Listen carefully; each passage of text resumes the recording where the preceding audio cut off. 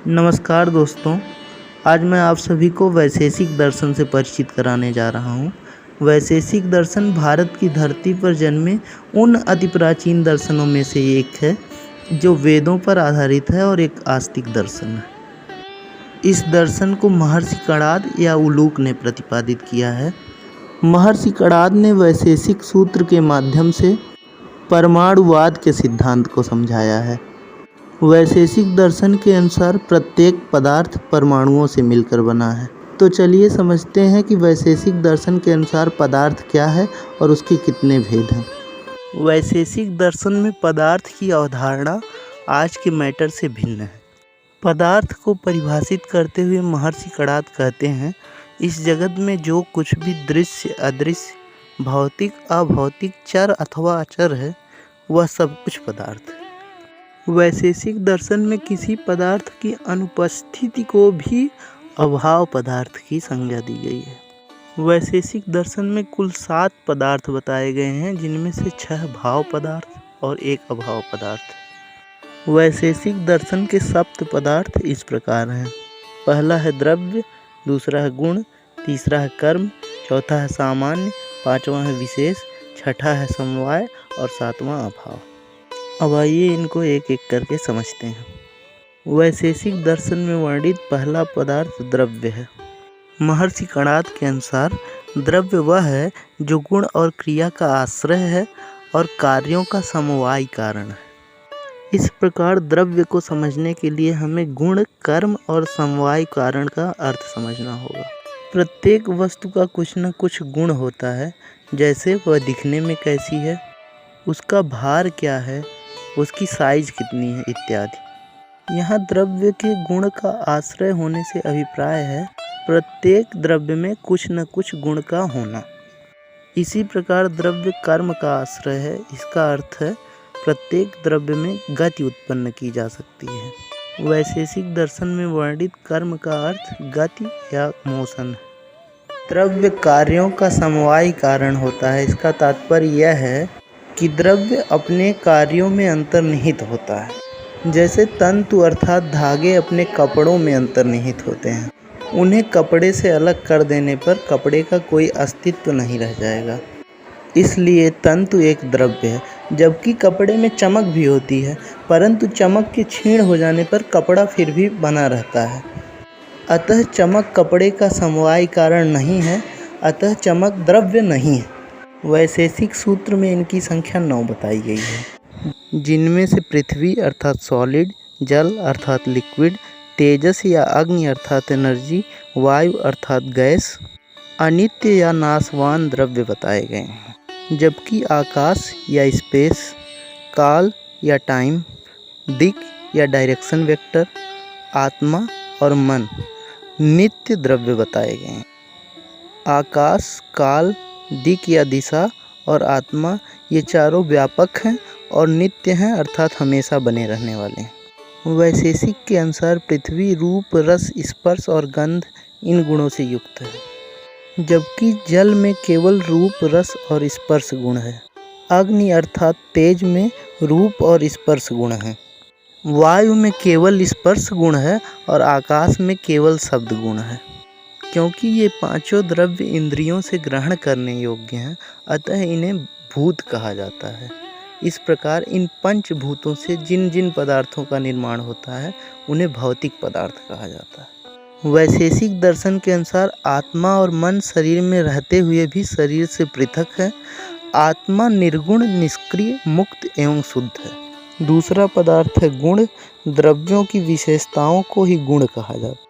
गुण स्वतंत्र नहीं हैं, ये द्रव्यों पर ही आश्रित हैं, अर्थात बिना द्रव्य के गुण का अस्तित्व संभव नहीं है। महर्षि कणाद ने गुण की विशेषताएं इस प्रकार बताई हैं। पहली, गुण द्रव्याश्रयी होते हैं, अर्थात द्रव्य पर आश्रित होते हैं। दूसरी, गुण अगुणवान होते हैं, अर्थात द्रव्य का तो गुण होता है परंतु गुण का कोई गुण नहीं होता। तीसरी, गुण संयोग वियोग का कारण नहीं होते।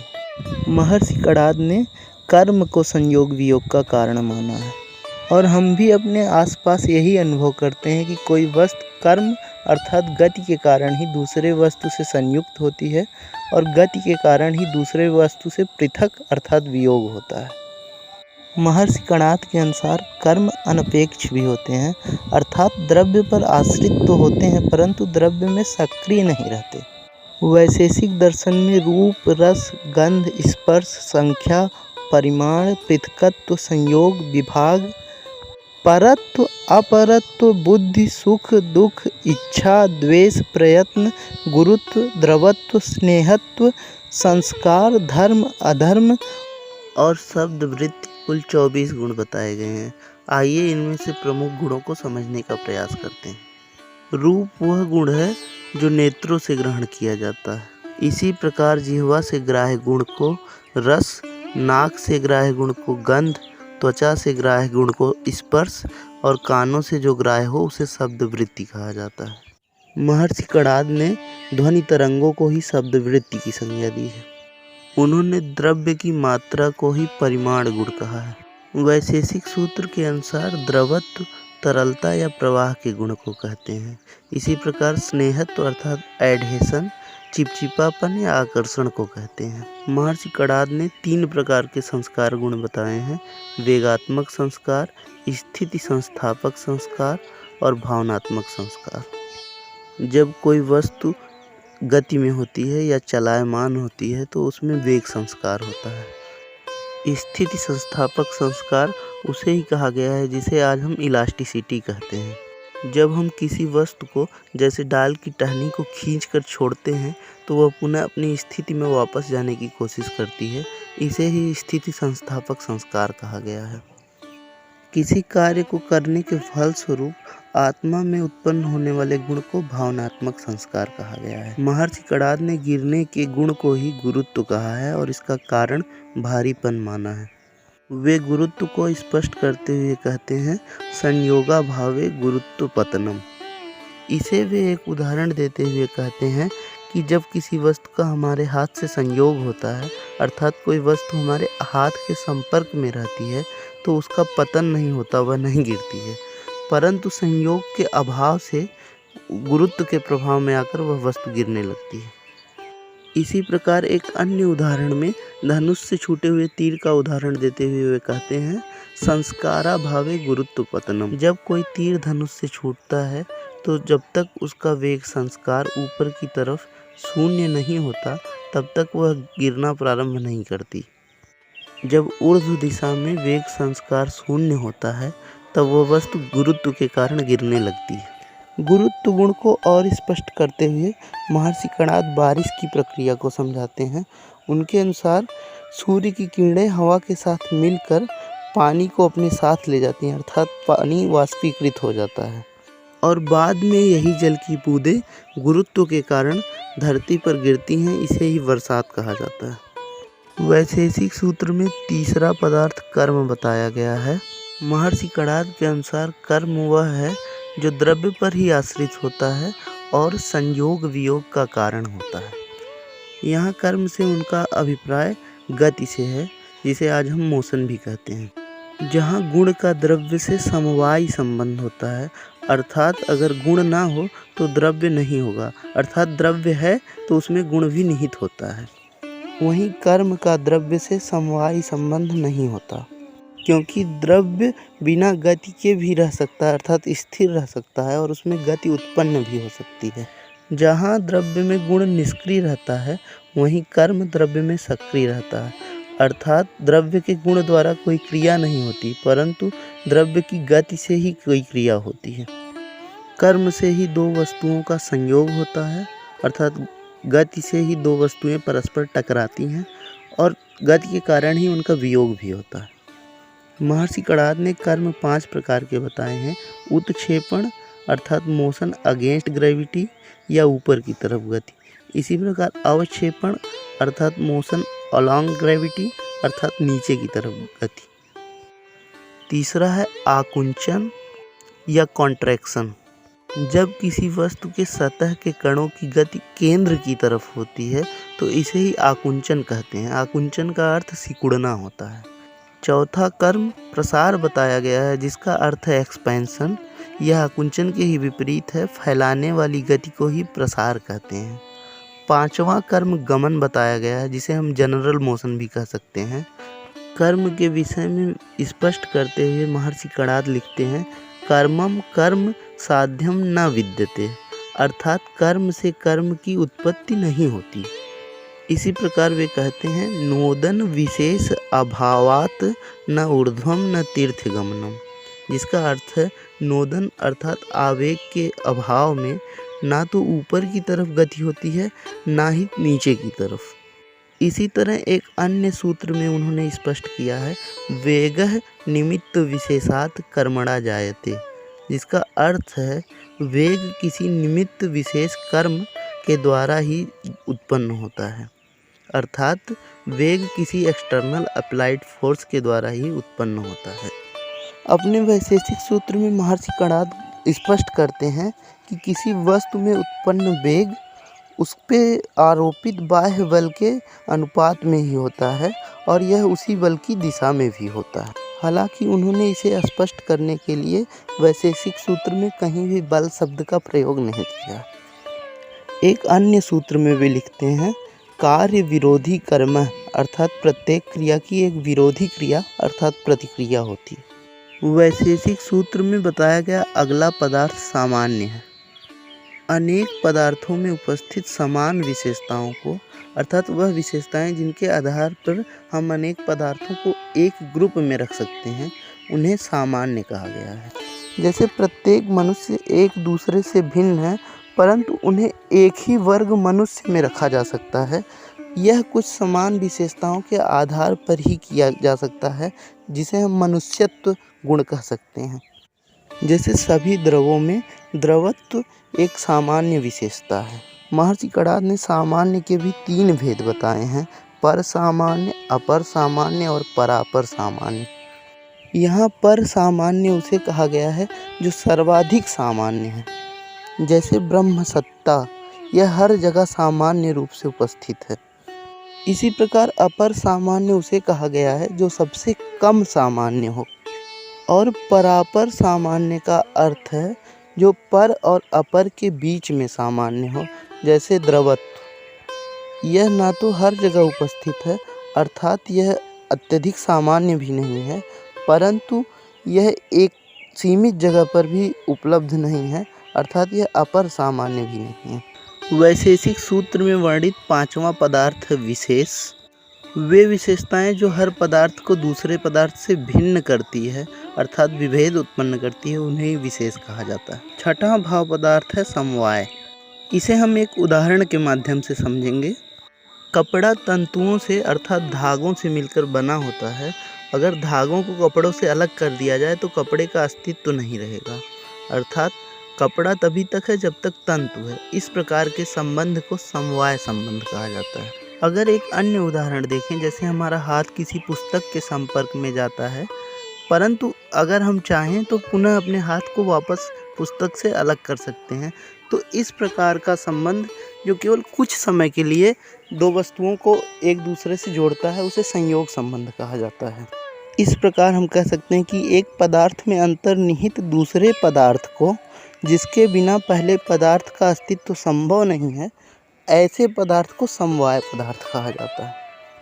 वैशेषिक दर्शन में वर्णित 7वां पदार्थ अभाव पदार्थ है, जिसका अर्थ होता है अनुपस्थिति। अभाव पदार्थ के 2 भेद बताए गए हैं, संसर्गाभाव और अन्योन्याभाव। अन्योन्य का अर्थ होता है परस्पर और अन्योन्याभाव का अर्थ है 2 पदार्थों में परस्पर एक दूसरे का अभाव होना।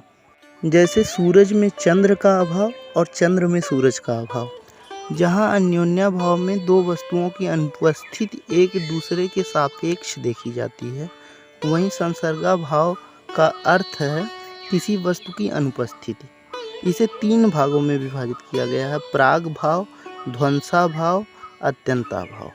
प्राग का अर्थ होता है पहले, और प्राग भाव से आशय यह है कि किसी वस्तु का पहले तो अभाव था परंतु अब वह उपस्थित है। जैसे घड़ा बनने से पूर्व केवल मिट्टी थी, तो घड़े की उत्पत्ति से पूर्व घड़े के अभाव को ही प्राग भाव कहा जाता है।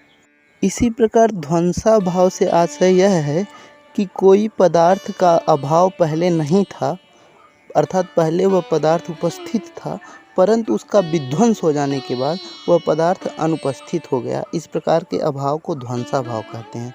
जैसे घड़े का फूटकर मिट्टी में मिल जाने से जो घड़े का अभाव उत्पन्न होता है, इसे ध्वंसाभाव कहा जाता है। तीसरा संसर्गाभाव अत्यंताभाव बताया गया है। इसका आशय यह है कि जो पदार्थ तीनों ही कालों में अनुपस्थित रहता है, उसे संसर्गाभाव कहा जाता है। जैसे किसी बंध्या का पुत्र होना। बंध्या उस स्त्री को कहा जाता है जिसकी कभी संतान नहीं हो सकती, उसका पुत्र होना यह तीनों कालों में असंभव है, इसलिए इसे अत्यंताभाव कहा जाएगा। वैशेषिक दर्शन में वर्णित सप्त पदार्थों को समझने के बाद आइए अब समझते हैं वैशेषिक दर्शन के प्रमुख सिद्धांत क्या हैं। वैशेषिक दर्शन असत्कार्यवाद को मान्यता देता है, जिसका अर्थ है कार्य तो अनित्य है परंतु कारण नित्य है। जैसे मिट्टी से यदि घड़ा बनता है तो मिट्टी को कारण कहा जाएगा और घड़े को कार्य। यहाँ मिट्टी तो प्रारंभ में भी थी और घड़ा बनने के बाद घड़े के रूप में भी उपस्थित थी, इसलिए कारण को नित्य कहा गया। परंतु घड़ा जो कार्य है वह अपनी उत्पत्ति से पूर्व अनुपस्थित था, इसलिए कार्य को अनित्य कहा गया। वैशेषिक दर्शन में 3 प्रकार के कारण बताए गए हैं। पहला समवायी कारण, दूसरा असमवायी कारण और तीसरा निमित्त कारण। समवायी कारण उसे कहते हैं जिसमें विकार उत्पन्न होता है, अर्थात जो खुद निर्मित होता है और जिसे कार्य से अलग कर दिया जाए तो कार्य का अस्तित्व नहीं रहता। इस प्रकार समवायी कारण हमेशा कार्य में उपस्थित रहता है। सरल शब्दों में किसी कार्य में प्रयुक्त सामग्री को ही समवायी कारण कहा जाता है। जैसे कपड़ा तंतुओं से बनता है, अगर तंतुओं को कपड़े से अलग कर दिया जाए तो कपड़े का कोई अस्तित्व नहीं रहेगा, इसलिए तंतुओं को कपड़े का समवायी कारण कहा जाएगा। समवायी कारण को ही अन्य दर्शनों में उपादान कारण अर्थात मटेरियल कॉज कहा गया है, क्योंकि समवायी कारण हमेशा एक द्रव्य होता है और प्रत्येक द्रव्य से जुड़े कुछ गुण और कुछ कर्म होते हैं। किसी कार्य में समवायी कारण से संबंधित गुण और कर्म के आ जाने को ही असमवायी कारण कहा जाता है। जैसे तंतुओं की क्वालिटी के कारण कपड़े में चमक, फिनिशिंग और ड्यूरेबिलिटी इत्यादि का आना। जैसे तंतुओं की क्वालिटी के कारण कपड़े में चमक, फिनिशिंग, ड्यूरेबिलिटी इत्यादि गुण आ जाते हैं, तो चमक, फिनिशिंग इन सबको असमवायी कारण कहा जाएगा। जहाँ कपड़े का अस्तित्व तंतुओं के बिना संभव नहीं है, वहीं अगर चमक चली भी जाए तो भी कपड़े का अस्तित्व संभव रहेगा। समवायी कारण और असमवायी कारण में एक अंतर यह भी है कि समवायी कारण सदा द्रव्य ही होता है, जबकि असमवायी कारण गुण और कर्म अर्थात गति हो सकते हैं, परंतु द्रव्य नहीं। तीसरे कारण निमित्त कारण से आशय यह है कि जो कार्य में उपस्थित तो नहीं होता, परंतु उसके बिना कार्य की उत्पत्ति संभव नहीं होती। जैसे कपड़े को बनाने के लिए बुनकर। अब चलिए वैशेषिक दर्शन में वर्णित परमाणुवाद को समझते हैं। महर्षि कणाद के अनुसार संपूर्ण जगत का समवायी कारण परमाणु है, अर्थात यह संपूर्ण जगत परमाणुओं से मिलकर बना है। वैशेषिक दर्शन में परमाणु उन कणों को कहा गया है जो अविभाज्य हैं या निरवयव हैं, अर्थात जिनका कोई अवयव नहीं होता। महर्षि कणाद के अनुसार परमाणु नित्य अर्थात सदा बने रहने वाले हैं और स्वभाव से निष्क्रिय, गतिहीन, अदृश्य परंतु ज्ञान से जानने योग्य हैं। उन्होंने परमाणुओं की संख्या अनेक बताई है और प्रत्येक परमाणु को एक दूसरे से भिन्न बताया है। वैशेषिक दर्शन में बताया गया है कि परमाणुओं के संयोग से ही सृष्टि की रचना होती है और परमाणुओं के वियोग को ही प्रलय कहा गया है। क्योंकि परमाणु स्वभावतः निष्क्रिय हैं, अतः उनमें स्वतः संयोग नहीं होता। सृष्टि की रचना के लिए ईश्वर उनमें गति पैदा करता है। इस प्रकार वैशेषिक दर्शन में ईश्वर या परमात्मा को ही जगत का निमित्त कारण कहा गया है। महर्षि कणाद के अनुसार ईश्वर सृष्टि की रचना जीवों को उनके कर्म के फलों का भोग कराने के लिए करता है। इस प्रकार वैशेषिक दर्शन में कर्म फल और पुनर्जन्म के सिद्धांत को मान्यता प्रदान की गई है। वैशेषिक दर्शन में आत्मा को नित्य कहा गया है, अर्थात यह हमेशा बनी रहती है। आत्मा के 2 प्रकार भी बताए गए हैं, एक परमात्मा और दूसरा जीवात्मा। जहाँ जीवात्मा नित्य तो है परंतु व्यापक नहीं है, वहीं परमात्मा नित्य और व्यापक है। महर्षि कणाद ने परमात्मा को एक और जीवात्मा को अनेक माना है। इसे ही अनेकात्मवाद सिद्धांत कहा गया है। वैशेषिक दर्शन में ज्ञान प्राप्ति के लिए दो प्रकार के प्रमाण माने गए हैं। पहला है प्रत्यक्ष प्रमाण। इंद्रियों द्वारा प्राप्त शंका रहित अनुभव को ही प्रत्यक्ष प्रमाण कहा गया है, और प्रत्यक्ष के द्वारा अप्रत्यक्ष के ज्ञान को ही अनुमान प्रमाण कहा गया है। जैसे धुएं को उठता देखकर यह अनुमान लगाया जा सकता है कि आग लगी होगी। वैशेषिक दर्शन में ज्ञान के अभाव को ही दुख का कारण माना गया है। महर्षि कणाद के अनुसार अज्ञान के कारण ही हम आत्मा के वास्तविक स्वरूप को नहीं समझ पाते, जिससे ईर्ष्या की उत्पत्ति होती है और ईर्ष्या से ही दुख की उत्पत्ति होती है। इस प्रकार ज्ञान प्राप्ति के द्वारा हम दुख से और आवागमन के चक्र से मुक्त हो सकते हैं। इसे ही मोक्षवाद का सिद्धांत कहा गया है। आज के लिए बस इतना ही। अगर आपको यह वीडियो पसंद आया हो तो मेरे चैनल को सब्सक्राइब करें। धन्यवाद।